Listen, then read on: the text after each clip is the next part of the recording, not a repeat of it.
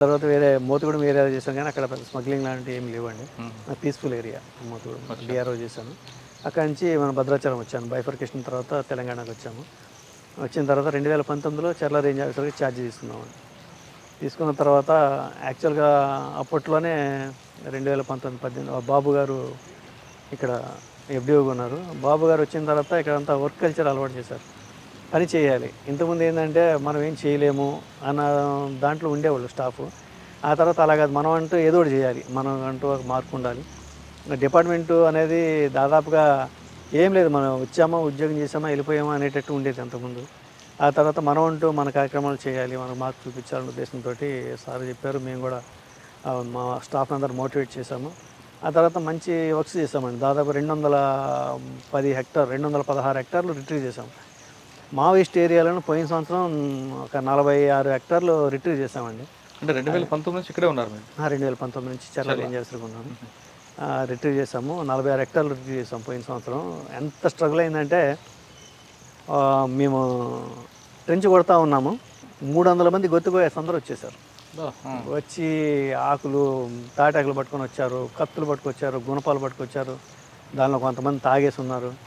Ladies కూడా దాదాపు 100 మంది పైన లేడీస్ ఉన్నారు. వాళ్ళైతే మా దగ్గర ఉన్న స్టాఫ్ తక్కువ, ఒక 10-15 మంది ఉన్నాం అంతే. అక్కడ విలేజర్స్ కూడా ఎవరు సపోర్ట్ రాలేదు. వాళ్ళు వచ్చి మా వాళ్ళు లాక్కెళ్ళిపోతూ ఉన్నారు. లేడీస్ని లాక్కెళ్ళి గోతులు వేసేసి కప్పేస్తామని చెప్పేసి వాళ్ళు లాక్కెళ్ళిపోవటం, మేము వీళ్ళని సపోర్ట్ చేసుకోవటం, తాగి ఉన్న వాళ్ళు వచ్చి గొడవ చేయటం. ఒక 3 సైట్లో మేము ట్రై చేసాం, 3 సైట్లు ఆఫ్ చేస్తారండి.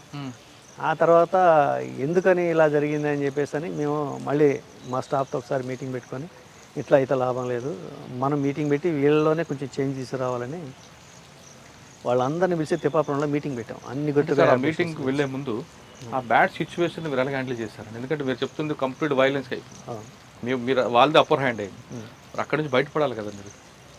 మేము ఏం లేదండి, మేము కొంచెం వెనక తగ్గటమే. ఆ టైంలో ఏంటంటే మనం కొంచెం వెనక తగ్గేసేసి పక్కకు వచ్చేయడం. ఇక మిషన్స్ని తీసుకొని వచ్చేసాము. మిషన్ని ప్రొటెక్ట్ చేసుకోవాలి మనం.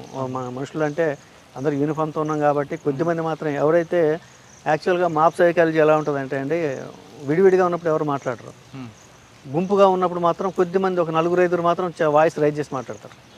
వాళ్ళు ఏంటంటే మిగిలిన వాళ్ళు వాళ్ళ సపోర్ట్ చూసుకొని మాట్లాడతారు తప్ప, అలాంటి వాళ్ళని మేము ఏం చేసామంటే పక్కకు లాగేసాం. ఎవరెవరైతే గట్టిగా మాట్లాడతారో, వాయిస్ రైజ్ చేసి మాట్లాడుతున్నారో అలాంటి వాళ్ళని పక్కకు తీసుకెళ్తాం జరిగింది. వాళ్ళు పక్కకు తీసుకున్న తర్వాత మిగిలిన మాప్ సైలెంట్ అయ్యారు. ఆ తర్వాత వాళ్ళతో మాట్లాడటం, వాళ్ళు బ్లంట్గా చెప్పేశారు, సార్ ఇట్లయితే కుదరదు, మీరు చేయడానికి వీలేదు, ఉంటే మాత్రం ఇదే పరిస్థితి ఉంటుంది అని చెప్పేసి అన్నారు. అంటే సరే అని బయటికి తీసుకొచ్చేసాం. ఆ తర్వాత ప్రతి విలేజ్ నుంచి ఒకళ్ళిద్దరిని పాయింట్అవుట్ చేసాం. అంటే కొంచెం ప్రభావితంగా ఉండేవాళ్ళు ఎవరెవరు ఉన్నారు వాళ్ళకి మేము కౌన్సిలింగ్ ఇవ్వడం మొదలుపెట్టాము. ఇది సిచ్యువేషన్. దాదాపుగా గొత్తికోయ హ్యాబిటేషన్లో మా చర్ల రేంజ్లోనే 12 గొత్తికోయ హ్యాబిటేషన్స్ ఉన్నాయి.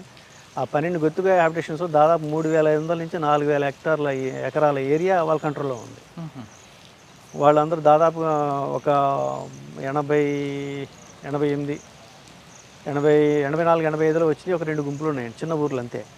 ఆ తర్వాత ఇవన్నీ కూడా వచ్చి 2000 తర్వాత వచ్చినవే ఉన్నాయి. వాళ్ళందరూ కూడా మావోయిస్టులు ప్రభావిత ప్రాంతం, ఛత్తీస్గఢ్ నుంచి వచ్చిన వాళ్ళు అక్కడ అడవిలోని విలేజ్ కట్టుకోవడం. ఇక ఇంతకుముందు చాలా దారుణంగా ఉండేదండి. మా వాళ్ళని అసలు అడుగు పెట్టడం కూడా కష్టంగా ఉండేది. ఆ విలేజ్లో కూడా అడుగు పెట్టే పరిస్థితి కాదు. 2019లో నేను వెళ్ళినప్పుడు అక్కడ రోడ్డు ఫార్మేషన్ గురించి సర్వే చేద్దామని వెళ్ళామండి.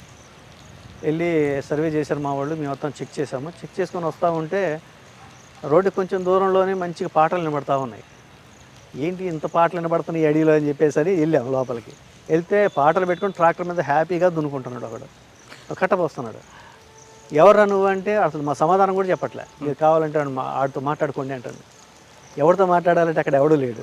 ఇక లాభం లేదని చెప్పి 2 ట్రాక్టర్లు తీసుకొని రోడ్డు ఎక్కాం. రోడ్డు ఎక్కిన తర్వాత ఇక అప్పుడు మా వాళ్ళు చెప్తూనే ఉన్నారు, సార్ అంత అగ్రెసివ్గా వెళ్ళొద్దు, ఆగండి అని. నాకు ఇప్పుడు అర్థం కాలే. వెళ్ళాము, ఒక 1/4 కిలోమీటర్ వెళ్ళామో లేదో ఒకడు వెనక నుంచి ఉరుక్కుంటూ వచ్చి చీటీ వేసాడు జీప్లోకి. చూసుకోండి మీరు అయిపోయారు, మీరు ఎట్లా తిరుగుతారో చూస్తాం, ఇక అయిపోయారు మీరు అనుకుంటా అంటాడు. మా వాళ్ళు వెంటనే చీటీ తీసి బయటికి విసిరేశారు. మాకేం సంబంధం లేదు, మేము తీసుకోమంటున్నారు వీళ్ళు. ఏంటి వాడంటే ఈడంటాడని చెప్పేసి ఎంత కోపం వచ్చిందంటే వాడు మాట్లాడి అగ్రెసివ్నెస్కి కొడదామని జీపు దిగాం.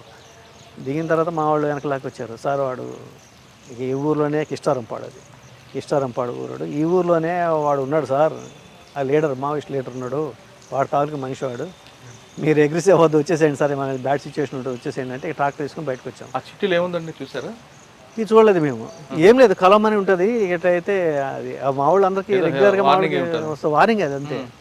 ఇక ఆ తర్వాత లేదు ఇచ్చేసాము. ఆ తర్వాత మళ్ళీ మా వాళ్ళతో మళ్ళీ కబుర్ వచ్చింది, మేమే పంపించాము, మేమే పంపించి ట్రాక్టర్ కూడా మేమే పంపించినాము, దాని జోలికి రావద్దు, వదిలేసేయండి ట్రాక్టర్.